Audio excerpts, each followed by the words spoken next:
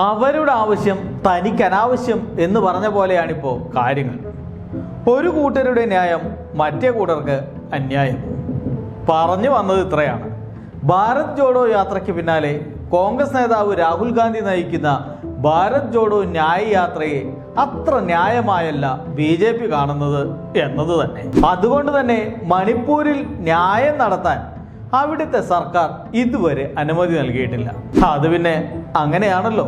അന്യായത്തിൽ ന്യായം കണ്ടെത്തുകയും ന്യായമായ കാര്യങ്ങളെ കുഴിച്ചു മൂടുകയും ചെയ്യുന്ന കാഴ്ചയാണല്ലോ നമ്മൾ മണിപ്പൂരിൽ നിന്നും ഏതാനും നാളുകളായി കണ്ടുകൊണ്ടിരിക്കുന്നത്. എന്തായാലും അനുമതി വൈകുന്നതോടെ ഉദ്ഘാടന വേദി സംബന്ധിച്ച ആശയക്കുഴപ്പവും തുടരുകയാണ്.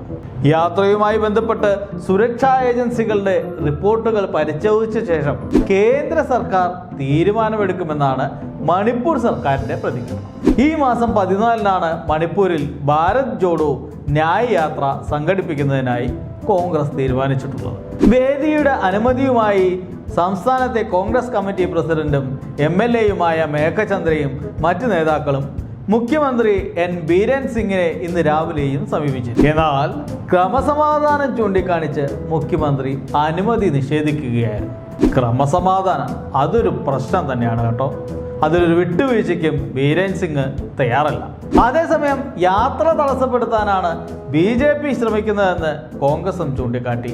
നീതി ലഭിക്കും വരെ പോരാട്ടം എന്ന സന്ദേശമുയർത്തി ഇംഫാലിൽ നിന്ന് രാഹുൽ ഗാന്ധി ആരംഭിക്കുന്ന ഭാരത് ജോഡോ ന്യായ യാത്രയ്ക്ക് ഇനി 3 ദിവസം മാത്രമാണ് അവശേഷിക്കുന്നത്.